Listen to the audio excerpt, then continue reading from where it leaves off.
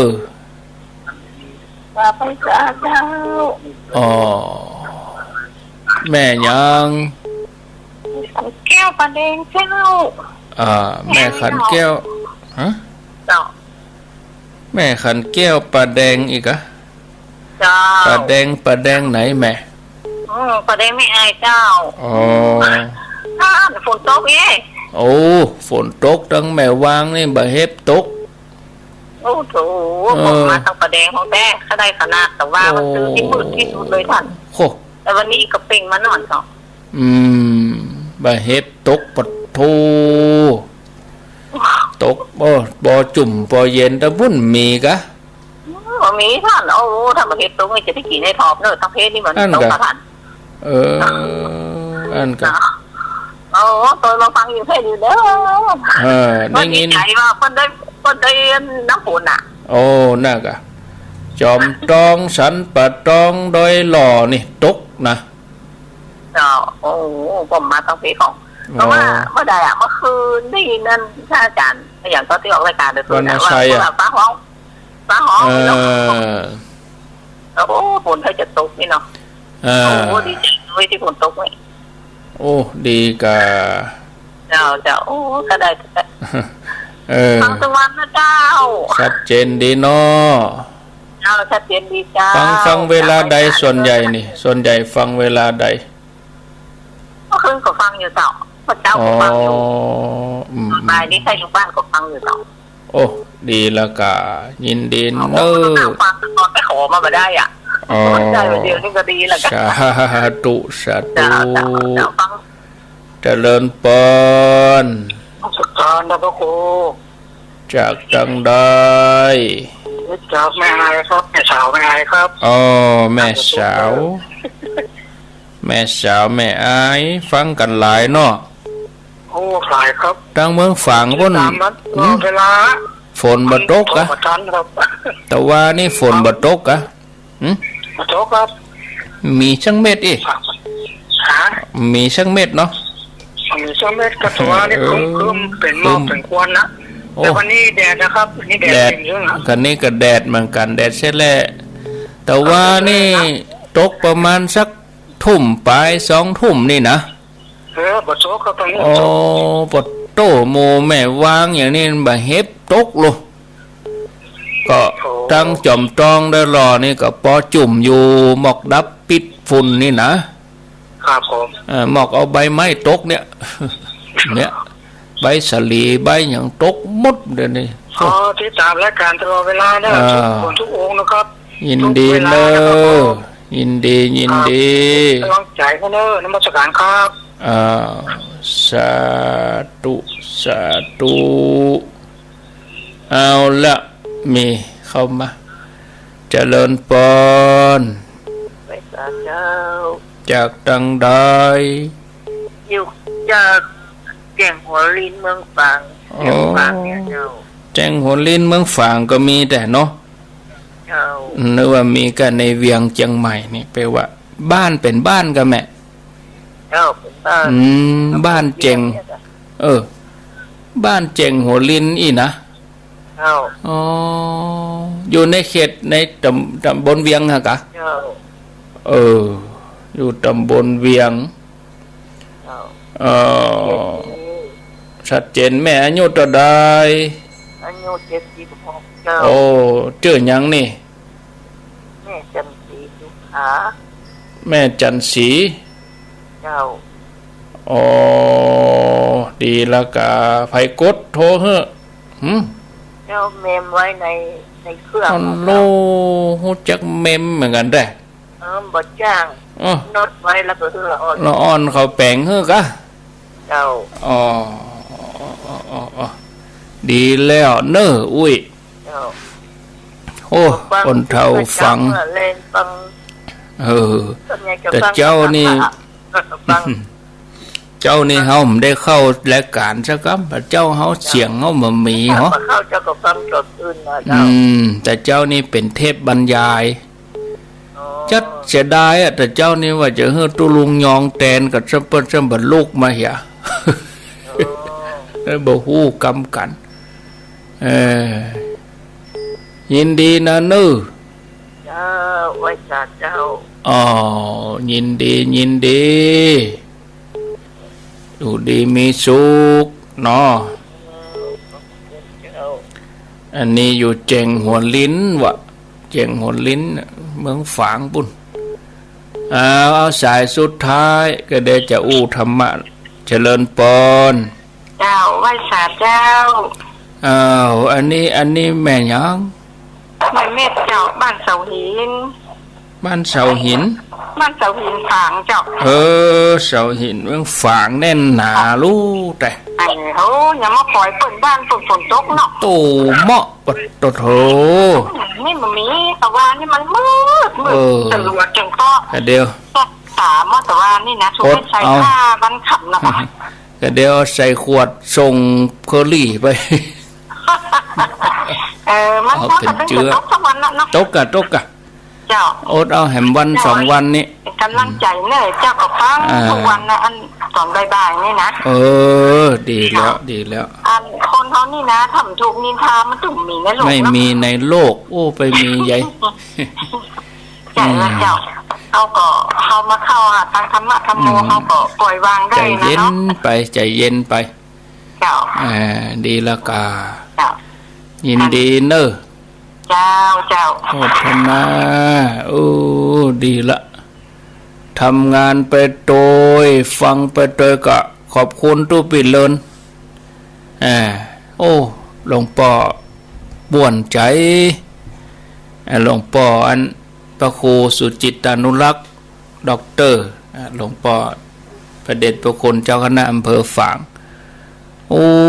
ม่วนใจศรัทธาเขาฟังวิทยุหลายม่วนใจเจ้าสายบ่ายค่ำเอาก็เชื่อมสัญญาณไปหลายตีหลายแห่งม่วนใจกันดูญาติโยมทั้งในหัวในเวียงจะฟังเสียงหลวงพ่อก็วันศุกร์เนอะฟัง104นี่นะวันศุกร์2 ทุ่มทุกวันศุกร์รายการหลวงพ่อพระครูสุจิตานุรักษ์เจ้าคณะอำเภอฝางเนาะทุกวันศุกร์อาตมาเขานี้วันไหน3 เวลาเมื่อเจ้าเมื่อแรงแล้วก็เมื่อคืนบึดนี่วันนี้วันจันทร์บึดเมื่อคืนก็เป็นหลวงพ่อม่อนจอมพอพระครูปฏิภาณธรรมทินวัดม่อนจอมพอเจียงไฮ้บุญวันจันทร์เมื่อคืนนะอันนี้เฉพาะเครือข่ายขึ้นสีขาวเนาะตังในเวียงนี่ก็บ่ได้ยินจัดใครเฮือได้ยินแต่ว่ายังมีสถานีเชื่อมเดี๋ยวจะได้เหมือนกันเอาไว้โอกาสต่อไปนะโทรมาอยู่6 ท่านขอบคุณเนอะโรงพยาบาลลานาดังกาดแม่สาวอำเภอแม่อายฟังตลอดแม่ขันแก้วปลาแดงแม่อายแล้วก็แม่สาวแม่อายแจงหัวลิ้นฝางเสาหินฝาง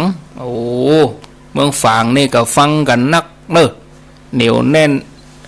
ฝางแม่อายชัยประการอีกาโทรมาบอกกันพ่องกาจัดรายการกับไม่ใช่ได้อู้คนเดียวได้ไปอู้คนเดียวแล้วมีไผฟังมีไปโทรยังได้ดักปิ้งอีกก็จัดรายการไปมีคนฟังก็อีดการที่ญาติโยมเขาโทรมานี่ก็เป็นกำลังใจอย่างหนึ่งเนาะ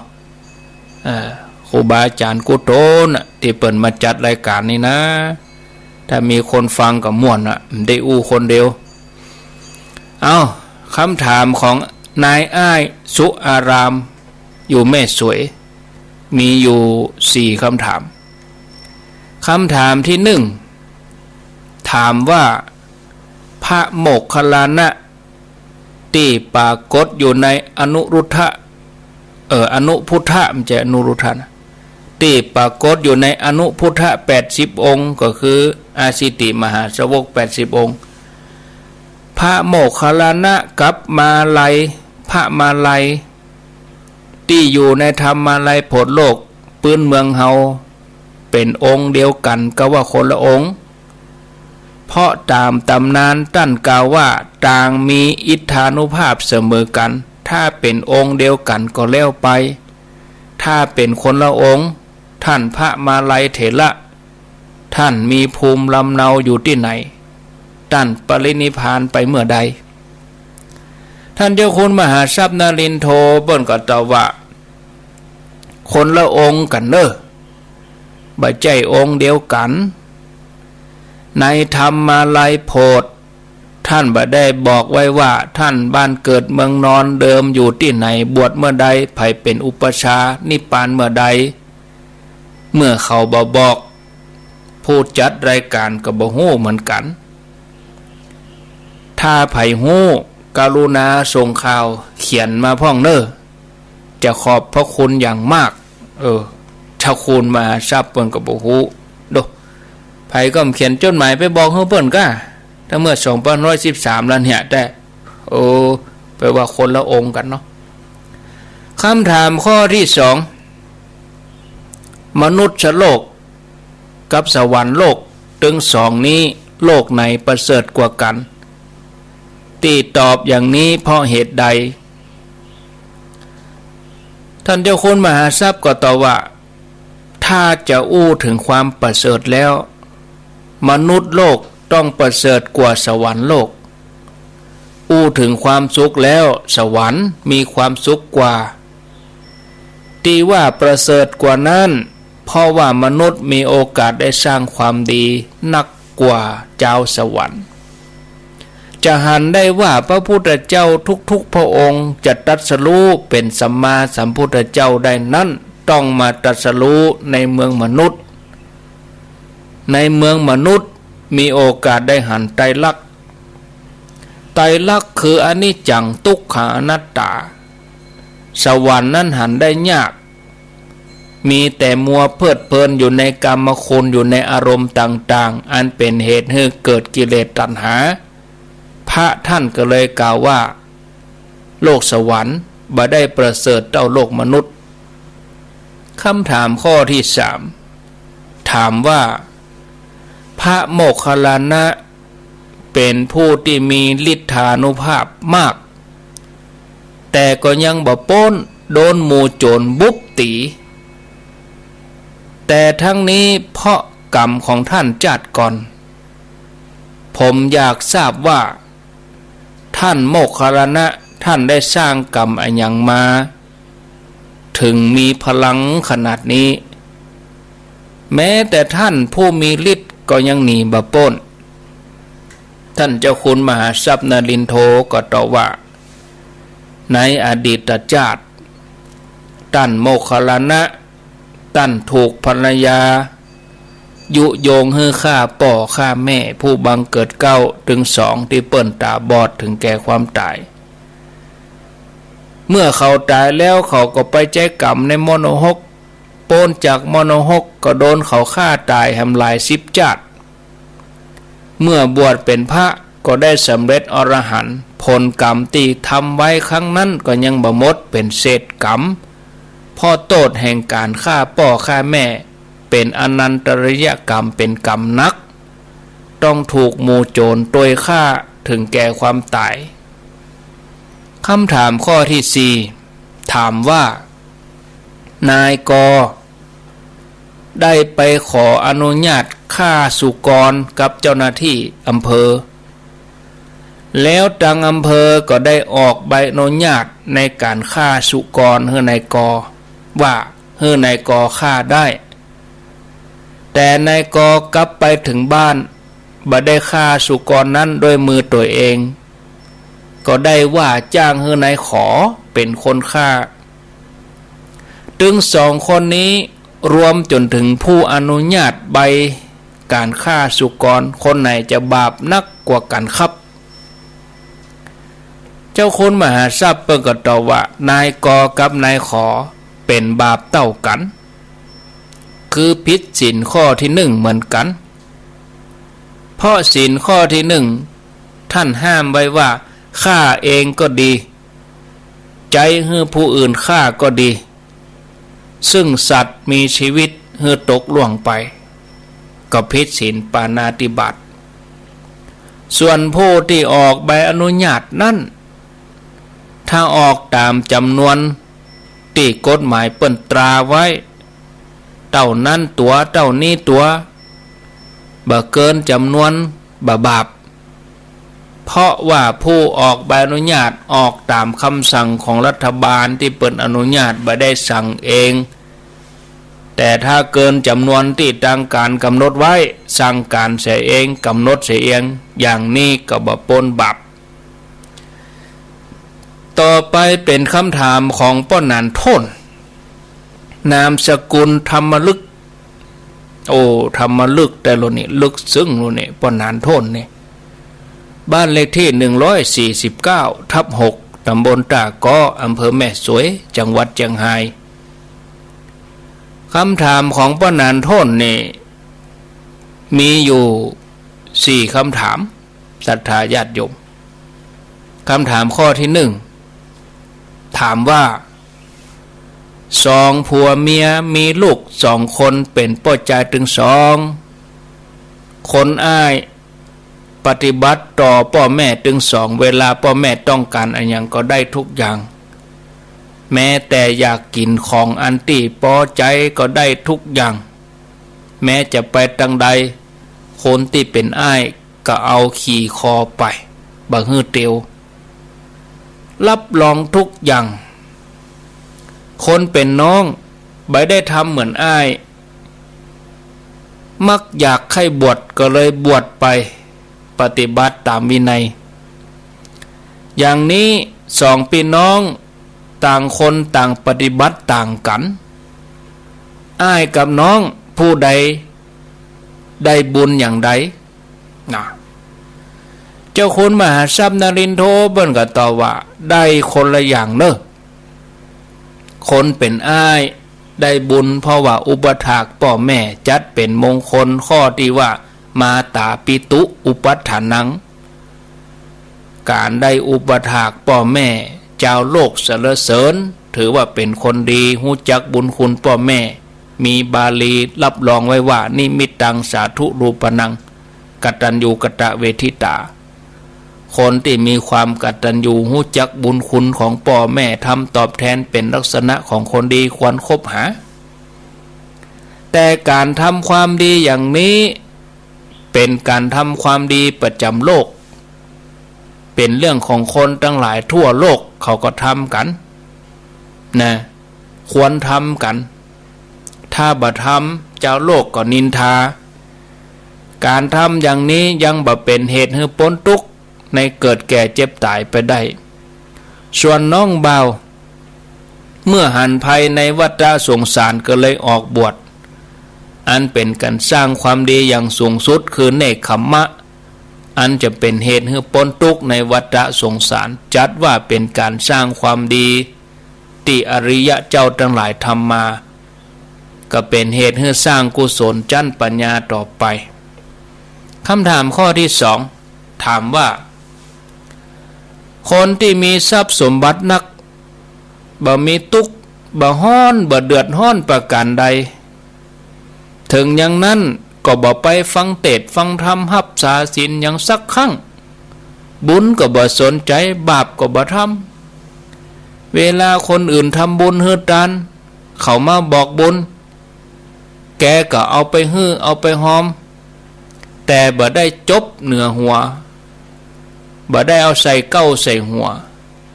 หรือว่าปรารถนาอันยังสักอย่างฮื้อบ่ได้อย่างนั้นเวลาเขาตายไปจะได้เสวยบาปอย่างใดครับเปิ้นก็ตอบว่าแล้วแต่กรรมที่เขาทำไว้เพราะกูคนเกิดมาแล้วจะว่าบ่ได้สร้างกรรมนั้นบ่มีต้องสร้างเหมือนกันทั้งนั้นบ่ว่าตั้งกายตั้งวาจาตั้งใจอย่างใดอย่างหนึ่งเมื่อสร้างกรรมไว้แล้วเวลาใกล้ตายนึกถึงกรรมชั่วก็ดีจิตก็เศร้าหมองไปสู่ทุกขติถ้านึกถึงกรรมดีจิตก็ผ่องใสไปสู่สุคติอย่างนี้เป็นต้นข้อที่3ถามว่าลูกที่ขี่คอคนไปบวช1ขี่ม้า1ขี่รถ1เดินด้วยเท้า1ไปบวชอันไหนประเสริฐกว่ากันหมายถึงเปิ้นบวชกันเนี่ย บวชแล้วขี่คอคนกาขี่ม้ากาขี่รถกะว่าเตียวไปกาบวชอย่างใดประเสริฐกว่ากันนะ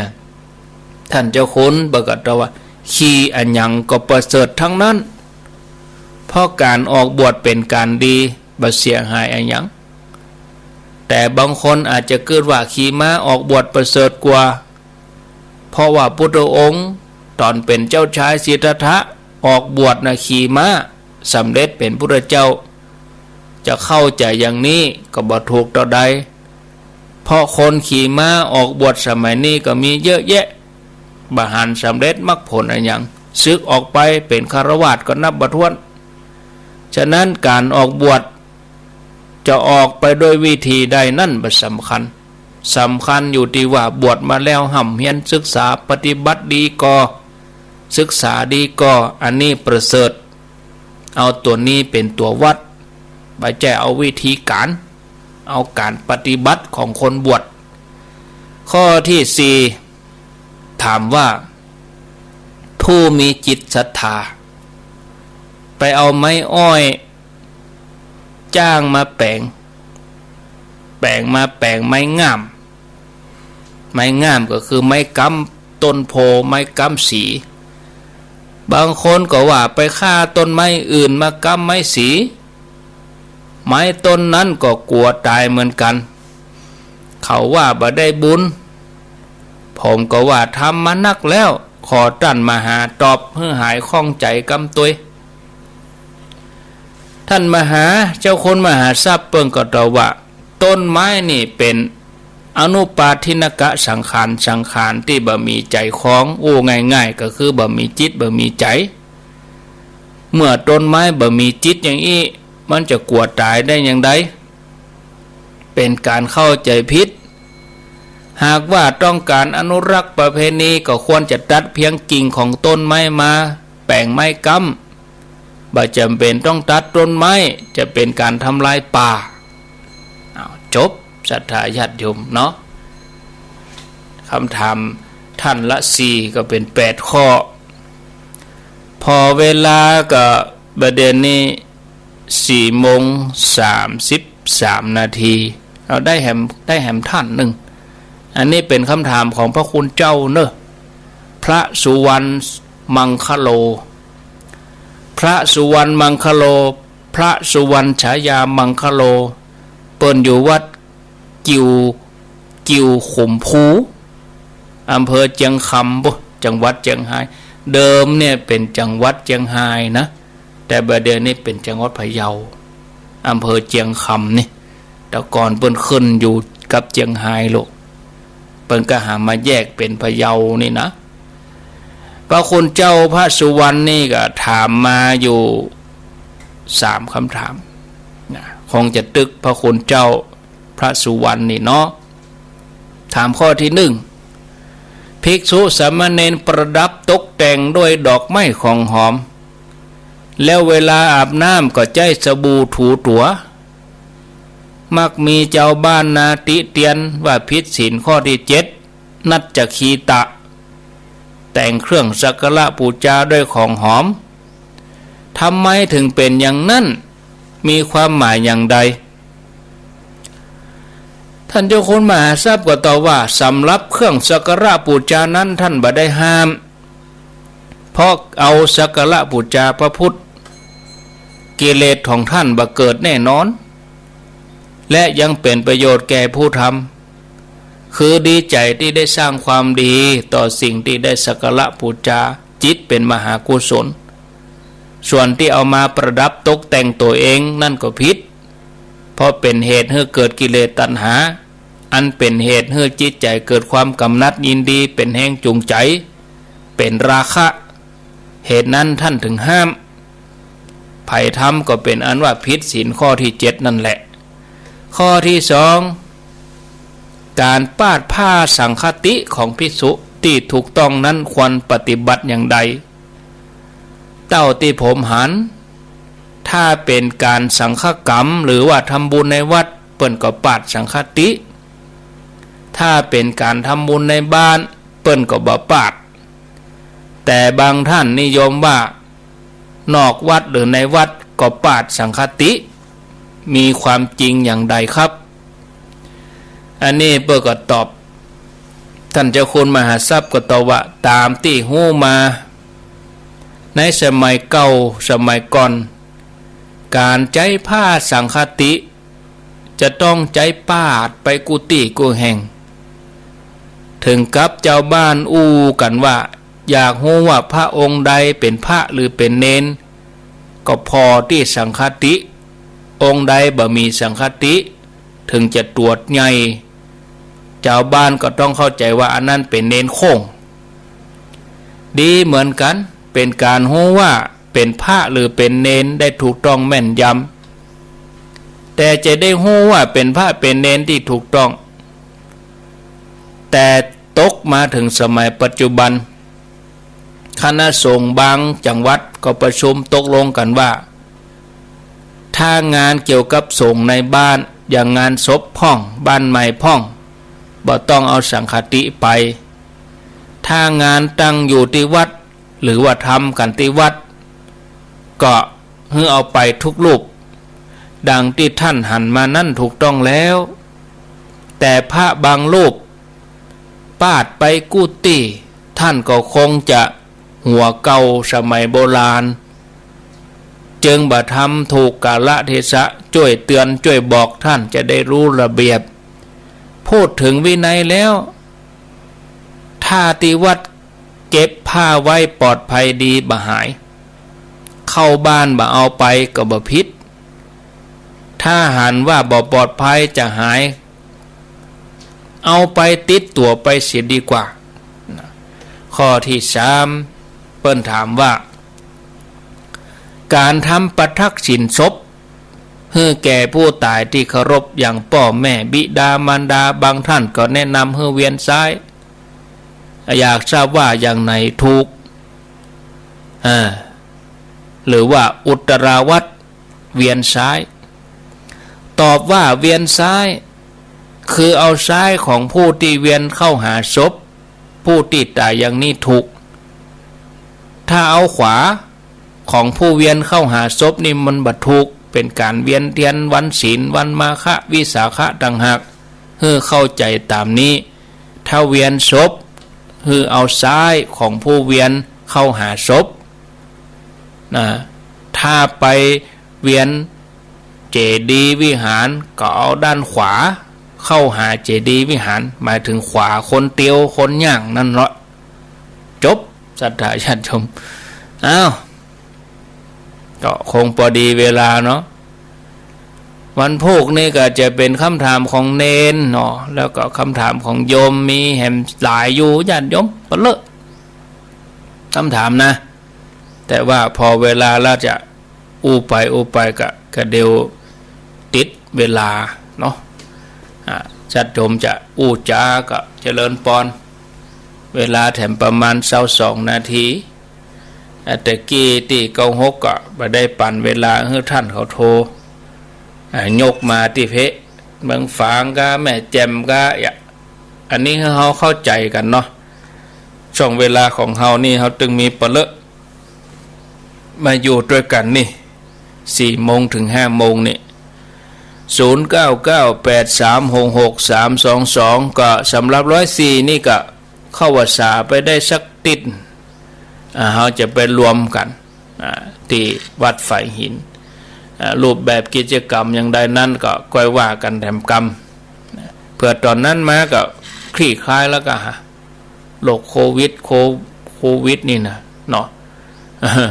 ไผจะอู้จะจาก็ขอเจริญปอนโทรเข้ามาที่เบอร์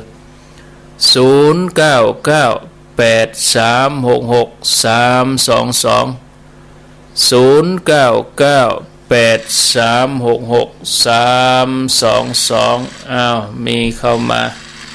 จะอู้จะจาก็เจริญปอนติดแล้วไหว้สาเจ้าอาจารย์จากทางใดบวกโคกเหนือเจ้าบวกโคกเหนือเจ้าแม่ได้ฟังทำหัวข้อของเทียมและกับของแท้วันที่นั่นนะแม่ฟังเนาะ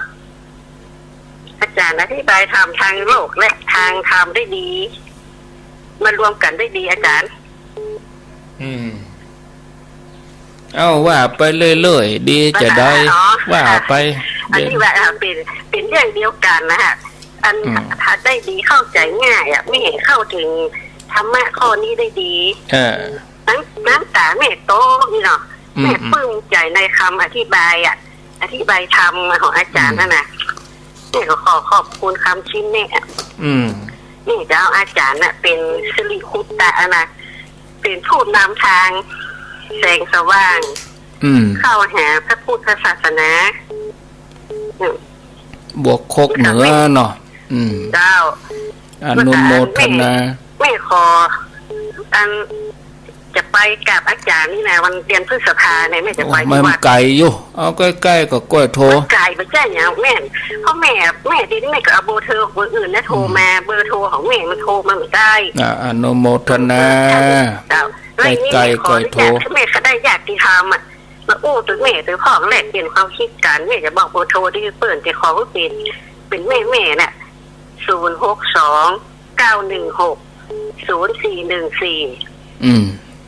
แม่ข้าหูจักก่อนจะไปวัดฝ่ายนี้นะก็ได้อยากที่ทำเป็นยังแหมไกลโยแปลความคิดเห็นการอู้อย่างทำแม่เป็นการเนี่ยไกลโยไกลอู้กันที่แม่นี่เลยโมทนาจ้าสาธุ09983663322อ้าวไผ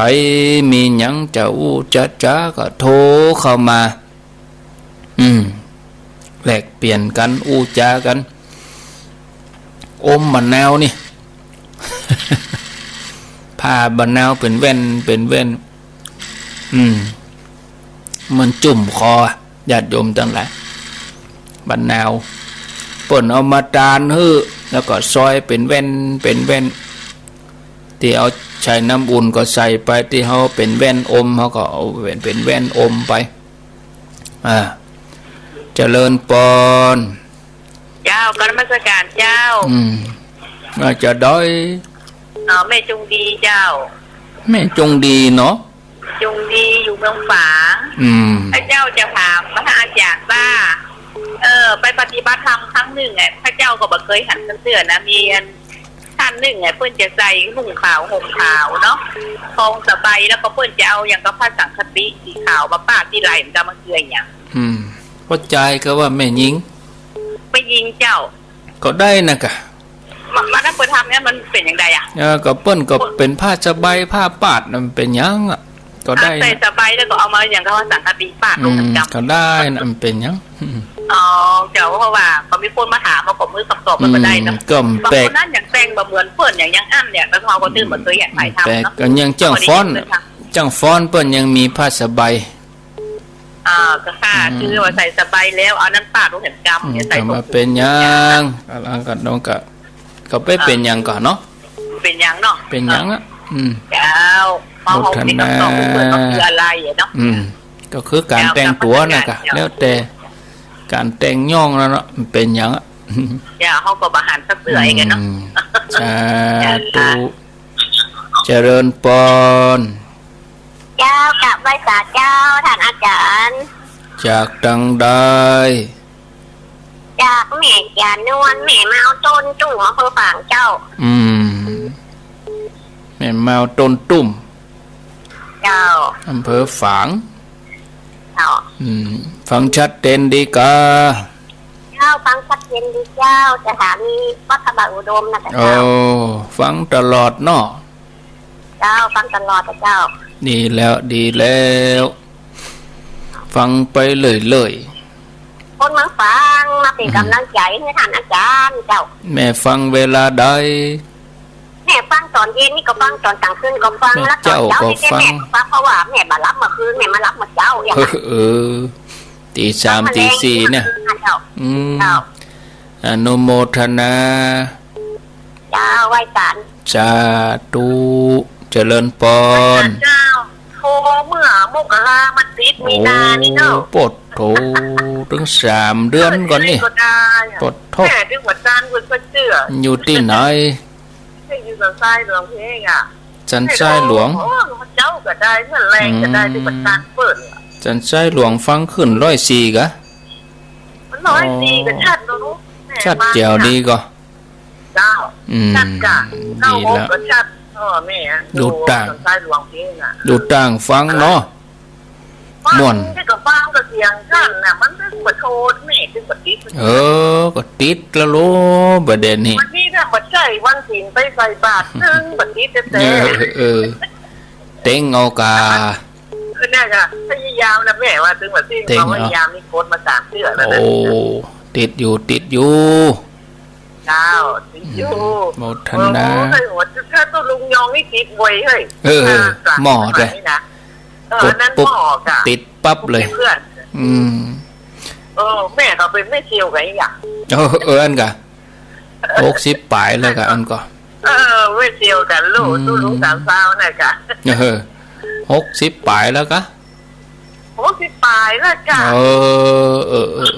พี่หนุ่มจะได้ไว้นี้ล่ะดีแล้วตายก็ถึงโอ้60ทั้งนั้นน่ะขึ้นมาเนี่ยดีเป็นหยังอ่ะคนหนุ่มก็ฟังเขาบ่โทแม่ละอ่อน40 ปลายก็มีปล่อยแม่ตู้มีลูกพาแม่มาโอ้ยมันจืดตึงมดตึงหมู่กะได้ฟังกันตึงมดตึงหมู่เนาะฟังกันกะแต่มันโทษบ้านมีกับแม่คนเดียวอ่ะฟังคนอื่นฟังนะคนอื่นก็ฟังอยู่แม่แต่เปิ้นบ่โทรบ่ได้เนี่ยมันใช่เนี่ยแม่อยู่คนเดียวอย่างหัวแม่ก็ตายลูกแม่ก็ตายแม่แต่น่ะเฮาอยู่คนเดียวเฮาก็ฟังคนเดียวเด้อบ้านอื่นๆเปิ้นก็ฟังอยู่จ้ะมันดูต่างมันโทรมันตันลูกแม่เป็นคนโทรโมทนา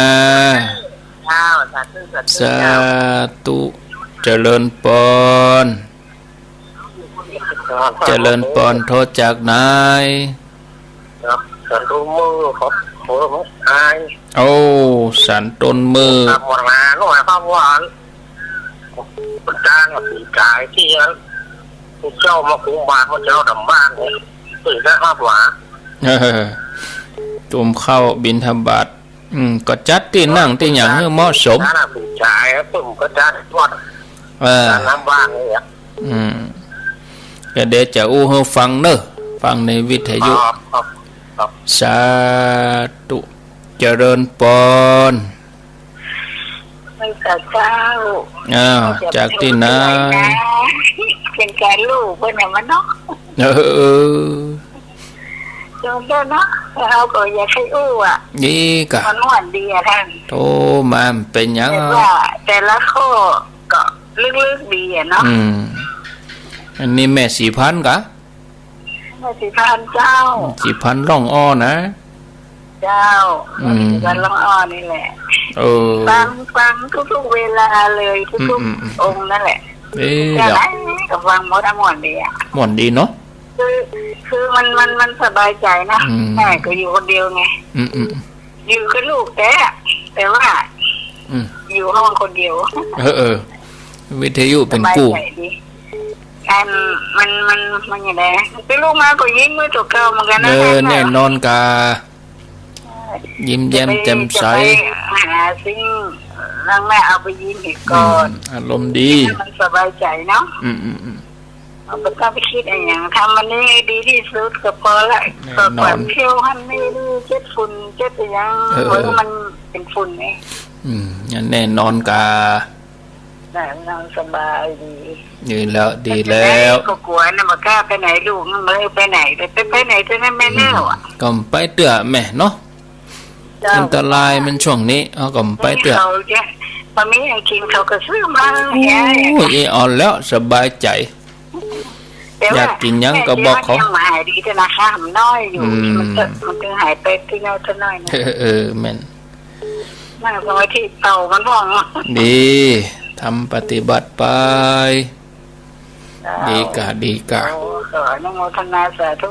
ม่วนดีเนอะยินดีเนอะข้อก็ลึกซึ้งเหมือนกันนะฟังไปแต่ละวันเนาะเจ้าเพื่อนบอกว่าท่าน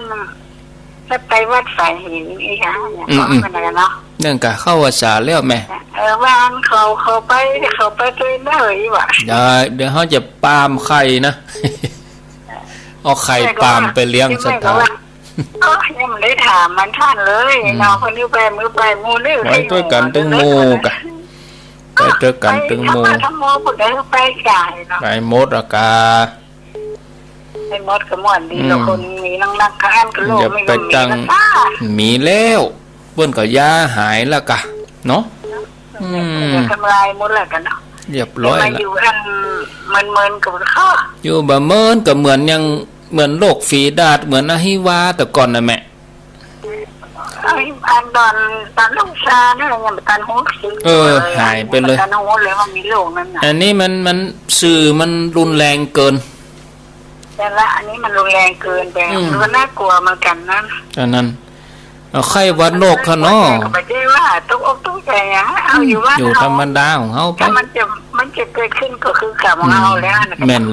ละก็มีปัญหายังอ่ะเดียว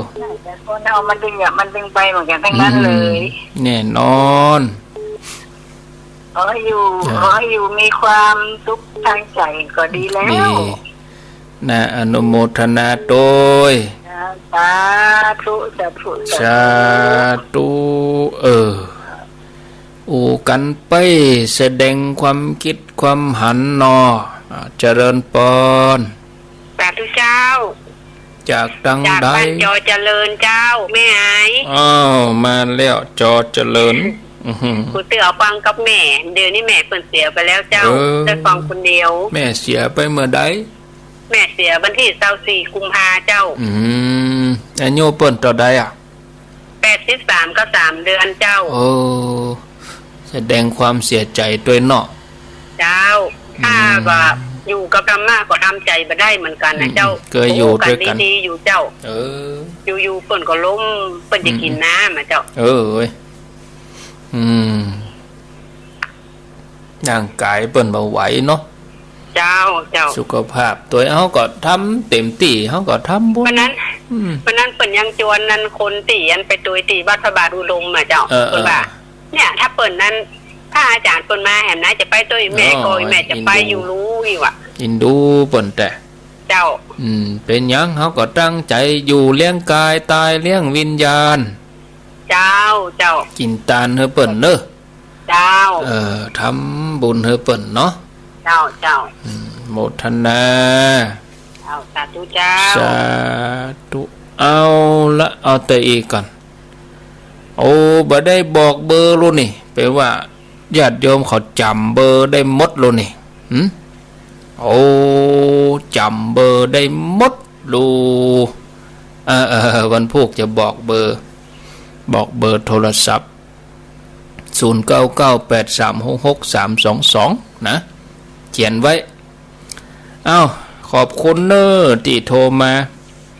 บวกโคกเหนือแม่จงดีสายที่3ก็แม่เมาสายที่4สันทรายหลวง5อำเภอแม่อายสันต้นมือสายที่6ก็แม่สีพันร้องอ้อ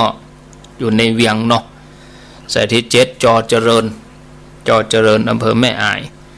พี่น้องแม่อายฟังใช้ประการนี้เริ่มฟังรายการนักขึ้นก็ยินดี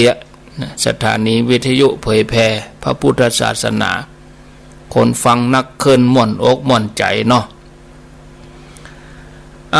ตอบคำถามที่ถามจากสันต้นมืออำเภอแม่อายถามว่ากรณีเขาตานหาผีตายบ่ได้ไปตานในวัดแต่ไปตานเฮือพระคณะที่เปิ่นมากุมบาตรเปิ่นมาบิณฑบาตถามว่าคนตายจะได้รับก่ออีเนาะถึงคนตายจะได้รับหรือบ่ได้รับนี่ก็อยู่ที่วิสัยเนอะอยู่ที่เปิ่นจะไปอยู่ในภพภูมิที่ฮับได้ก่อถ้าเปิ่นอยู่ในภพภูมิที่ฮับบ่ได้เปิ่นอยู่สูงกว่านั้นก็ได้เพียงแต่อนุโมทนานะแต่ถ้าว่าเปิ่นอยู่ในภพภูมิที่ฮับได้ก็ได้บอกว่าจะต้านสถานที่ไหนอย่างเขาไปต้านเขาก็ คนตายญี่ปุ่นเขามาตานเมืองไทยก็ได้เหมือนกันคนตายเมืองไทยไปตานญี่ปุ่นก็มีเหรอวัดไทยในอังกฤษวัดไทยในสหรัฐลูกหลานไปทำงานต่างประเทศก็ตานหันเข้าคนตายเมืองไทยเพ่โอ้ญาติโยมเขาจะไปจำกัดจะว่าตานกติวัดบางทีเขาสะดวกเขาก็เอาหน้าบ้านเขาฮะนะคะแนนว่าแปลงตีให้เหมาะสมให้พระให้หยังเปิ้นนั่งเปิ้นหยังดีๆกวดน้ำหยาดอุทิศบุญได้บ่ได้ก็เป็นบุญสำหรับเฮานะบุพเจตนามุจนะเจตนาอัปปละภคะเจตนาก่อนตานขณะตานหลังตานก่อนตานตั้งใจบุญนี่ได้ตั้งแต่เขากึศจะตานแล้วหรอเหมือนกับในธรรมมหามูลนิปันนสูตรนางเอ้ยนางอีพ่อแม่ตายไปเมินกึศใจว่าจะไปตานพ่งว่าจะตานในธรรมเป็นว่าพ่งหรอพ่งว่าจะตานคือกึศใจก็ได้แล้วหรออย่างศรัทธาเขาก็ได้บุญตั้งแต่เอาเคียวไปเกาะตองแล้วเหรอเอามาดาครัวมาตกแต่งได้บุญตั้งแต่สตาร์ทรถเครื่องไปกาดแล้วได้บุญตั้งแต่เขียนชื่อใส่ซองได้บุญตั้งแต่แจ่เข้าได้บุญตั้งแต่ลูกดึงเข้าละอันนี้ยังไม่ได้ทำแต่นะเป็นห้องว่าบุพเจตนาขณะที่ฮับปอนน่ะเขาก็ต้องพอใจของเขานั่นใจเขาเป็นอย่างไรใจเขาสะอาดผ่องใสก็เขาม่วนก็เขาปื้มก็เวลาพระเปิ่นฮือปอนน่ะเขาก็นึกถึงหน้าคนตายเขาต้องไปเอาอย่างอื่นมากวนใจนึกถึงหน้าคนตายหยาดน้ำลงไปตานไปแล้วเป็นอย่างไรพระเปิ่นจะฉันของเขาก็ฉันก็อันนี้เขาก็พระไปเกิดตานไปแล้วก็เพิ่งเขาสบายใจคือก่อนตานขณะตานหลังตานแปลงใจว่าอย่างเงี้ยถึง3อย่างอย่างเงี้ยดีกว่าเขาไปตามไว้หน้าหูบบดายเอาใส่บาตรเนี่ยดีที่สุดเหมือนในธรรมอันนี้ส่งตานหาคนตายเศรษฐีลูกบ่าวตายแล้วก็ไปแปลงกูกระดูกไว้คือคนใจไปส่งเข้ากูขับส่งมาได้70,000ไปหั่นวันคนใจข้ามน้ำมาได้น้ำนองเอาไปใส่บาตรแล้วอุทิศบุญให้ลูกเศรษฐีโต๊ะเมื่อคืนมาลูกเศรษฐีไปเข้าฝันว่าตั้งแต่ข้าตายไปเมินมาเนี่ยบ่ได้กินข้าวสักขาบได้กินมาขาบวันวาต่ออันเศรษฐีก็ห้องสืบสวนแหละคนใจก็ตอบไปเลยว่าโอ้ไปส่งเข้าตลอดมีกตวานี่มันได้ไปเพราะว่าฝนตกข้ามมาได้เลยเอาใส่บาตรตาลก็ตาลถูกเนื้อนาบุญทักขินายโยตาลถูกเนื้อนาบุญฉะนั้นเฮ้มั่นใจอย่างนี้มั่นใจจะไปตาลที่ไหนตัดใดก็ดีพ่องบนตาลไปบนเครื่องบินบุญตาลในรถก็มีแล้วมีปัญหาเนาะเอาจบเวลาขอลาศรัทธาไว้เถอะอีอยู่ดีมีสุขพระกันทำไมพวกมาเจ้าอายุวันโนสุขังปลัง